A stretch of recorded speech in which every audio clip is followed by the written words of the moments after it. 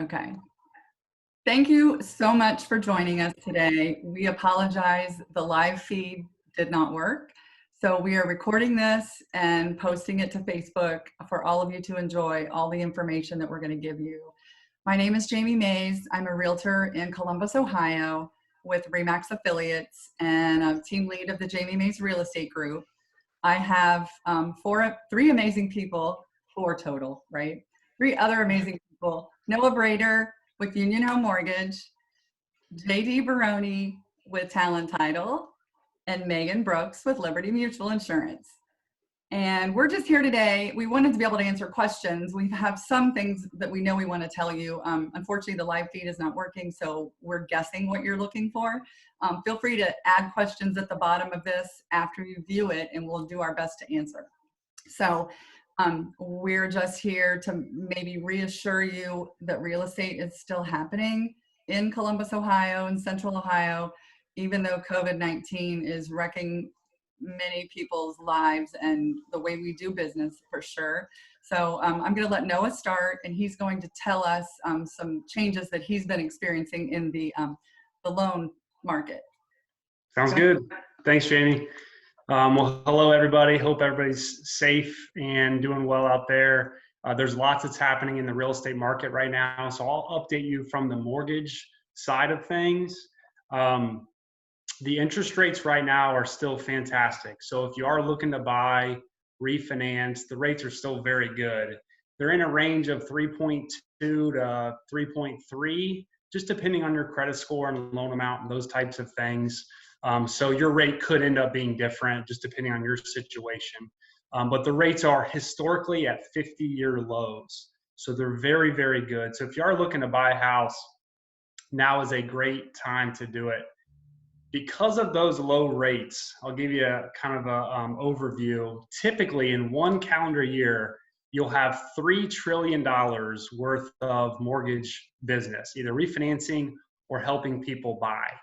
Right now, with what people have locked in, it's $3 trillion just right now. So basically anybody that has a mortgage or has had one could refinance right now. And there's a lot of people that are looking to buy. And so there's just an influx of all this business. So what you could experience with a mortgage company is maybe they're not getting back to you as timely because they're not built and equipped to handle all of this business. So we place an importance on purchase business. So our refinances, we lock for a longer period of time to give us more time to close those. And we put our purchase business first to make sure we hit your contract dates. But those are some things to think about. So if you're not getting calls back from your mortgage company, that's probably why the systems kind of are breaking a little bit, because there's so many people looking to refinance or buy. So the rates are still great though. So if you're in the market to purchase, I mean, again, 50-year lows, it has not been better in over that span of time. The other thing with the virus that's happening is, we have to get an appraisal done if you're buying a house. So an appraiser going into someone's house is a big deal.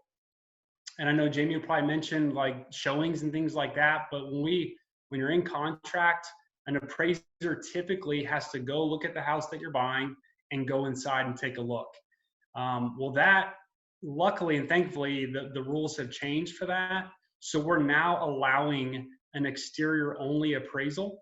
So the appraiser can just go to the house, look at the outside of it, and they'll compare that house. They'll look at the pictures of that listing, and they'll compare that to other homes that have sold recently, and they'll make sure it's worth what you're buying it for.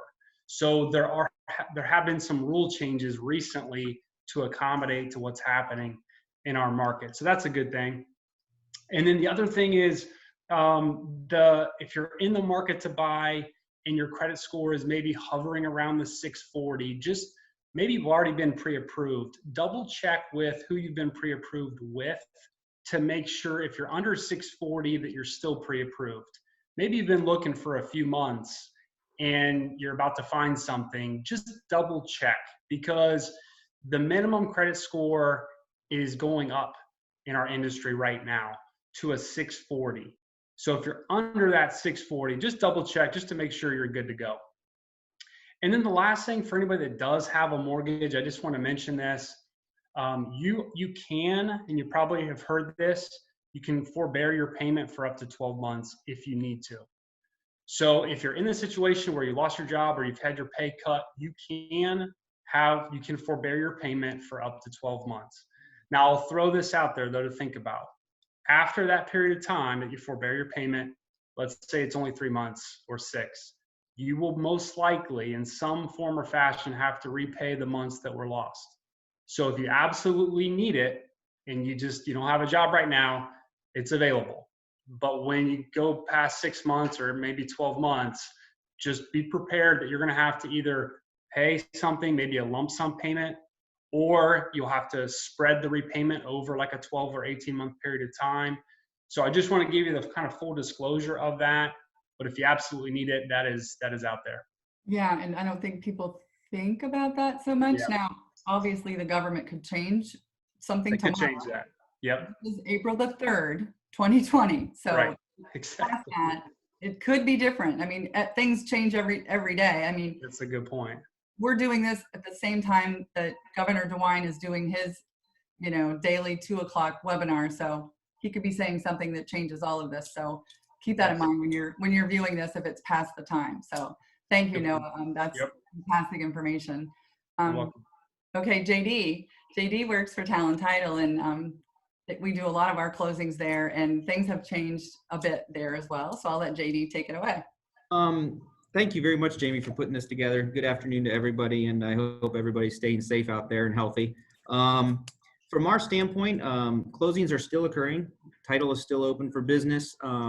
The biggest thing on our end is the procedures that we have to take in order to make sure that people are safe, not only employees, but customers and clients. So basically what today I wanted to talk about was just some of the options that everybody has in the closing arena. We're offering several different types of closings at this point.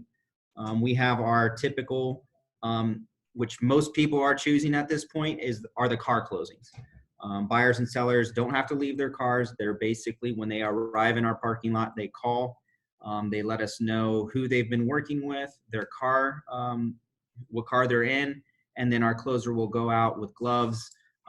Just as an example, all of our pens are now sanitized and in bags. So they get that stuff, and everything is passed off to the individuals in the car.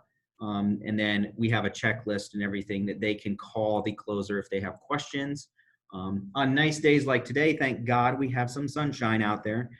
Sometimes people will get outside of their car, and people can stand on either side and they can do the closing that way. But we also are doing office closings, and Jamie, you had asked me about this earlier, but we do the office closings. It's a lot more informal than it used to be. Closers are not in the room. The packages are given to the clients, and then the same thing is happening where they can call their closer via cell phone or at their desk and ask questions that way. Real estate agents have the choice. There have been some that have gone into the closings, but they usually sit at the far end of the table, or they sit out in the main lobby, because at this point our office lobby is closed. So most people are sitting out in the main lobby of our building. We do offer what a lot of people have been referring to as the hybrid closings. Even on the buy and sale side, we have the ability, if we have the lender's package ahead of schedule, we can send the buyer the docs. They are able to sign those documents ahead of time that do not require a notary.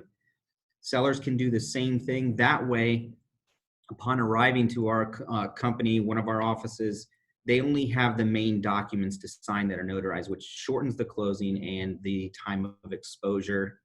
So it's a lot more safe. They're less time out of the house. We do the home closings as well. Closers are going over there to people's residences. I have done it. I did one where the person stood in the garage and I stood on their driveway, and they did the documents in the garage, and then I took it back to my car, checked everything, and then called them once they went in the house and said, "You're good to go. I'll go home. I'll go back to the office, take this stuff, notarize it, and get it taken care of for you." So that is another option as well. And then with technology and everything, we do have the e-signing closings. It's sellers only, but the big issue with the e-closings, or what they're referring to as the RON closings. They are, the person that requests it has to have high-speed internet. They must have a camera for the closer to identify them as the person that is going to be signing. And they have to have the know-it-all to operate the systems, in which many of you have seen, even with my son's school stuff. There are so many of those being requested and being done at this point that a lot of times it's bogged down. So we've had a couple that haven't happened because of that and have been pushed back, but there is that option to do that, and we do have the ability at this time. So other than that, I mean, it's business as usual. I mean, we have a steady schedule. People are buying, people are selling. Hope we can get that inventory up soon, but Amen. closing, there's plenty of options. And, you know, even though it is a little more work on our end to get it done, we're doing as much as we can to accommodate and make sure that people get these transactions completed and they get into their new homes. So, and I would say from a realtor standpoint, buyers and sellers are even more excited and more relieved to get the closing past them. I mean, 2 weeks ago, exactly 2 weeks ago today, I had 2 closings and at Talon, and we were all in the same room. Now, we being just me and the sellers and the closer, but we sort of kept our distance and sat, so you can see how just in a week or two, how that changed. And when Governor DeWine gave that notice on that Sunday, oh my gosh, the amount of calls that hit between 8:30 and 10 o'clock in the morning about the upcoming closings, it was like mass mayhem. Yeah, but and it was right before that. It was right before that when I had those. So yeah, well, thank you, and thank you for all you're doing to make our lives, at least we can get the seller and the buyer completed, the transaction completed, and everybody goes home happy. So yeah, I'm just glad we have the capacity and ability to do that kind of stuff and keep everybody moving and getting their closings completed. For sure. Yeah, for sure. Okay, Miss Megan Brooks. Hello. Well, it's definitely been challenging on our end from, I should say, staying in front of our COIs. I am a diehard extrovert. So for me to not be able to see those people I work closely with every single day is a bit of a challenge. So I have to get out of my comfort zone and reach out to them in ways that I historically hadn't done. I think now more than ever, it is imperative that people are working with somebody on the local side, simply because we all know that these call center environments right now, they're experiencing longer than normal hold times. So, I mean, to be able to text somebody and say, hey, can you talk? I think that really is imperative to a lot of buyers and sellers right now. Like I said, the biggest challenge for me is just not to be able to cultivate some of those relationships that I got to on a normal basis. So for me, it's just staying on it and making sure that I am the first person to reach out and being available. But that comes with its own challenges because, like many of us, I'm a parent who's now taking on homeschool work, and I don't know Common Core math. I want them to carry the 1, and I don't know what they're, I have a kindergartner and she's the easiest, but the good news is this is going to pass and we're all going to grow exponentially. I mean, think of how in 2 weeks, all of us have grown just in how we do things. And it's a way to look what we're doing now. Yeah. We weren't going to do this a month ago. And I think from that, I think companies are going to come out on the other side just going, wow, you're thankful, almost thankful it happened, because now you're prepared if something like this happens again. But also it's how you handle the situation, and that's how people are going to remember you. Yeah. So it's your reputation. Right, for sure. Well, and just like you, I'm an extrovert. I'm a hugger. So I just can't hug anyone. Really hard for me. And I've been doing meetings this way with clients, real estate, and everything we all do is essential. So we're blessed to be able to still be able to work, but things are different in the fact that some buyers don't want to go in other people's homes. I have had buyers where we wear gloves. Some are wearing gloves and masks. Some of our sellers are requiring it. So, but there's still multiple offers. It's still happening. So that was one of the biggest things that I wanted to share with people when they see this, that buyers and sellers are still doing what they have to do. You don't have the looky-loos right now. You have people that need to buy and need to sell. And there's always going to be that. And I just thank God that, you know, the government realizes that this housing, the situation that we're in, this is going to carry us through. That everything that's going on in the United States right now and in the world, I mean, China's real estate market right now has bounced back unbelievably. So if we can just get through these next few weeks, I can see it being amazing when we get to the other side. And then nobody's going to see us because we're going to be drooling in a corner because we're going to be so busy trying to help everybody. You know, I mean, it's going to be crazy. So I guess we just need to breathe a little bit right now, enjoy our families, because we see them way more than we ever had before. Love them all, but I know we're all ready to get back to normal, but this too shall pass. What? Pressure points. Yes.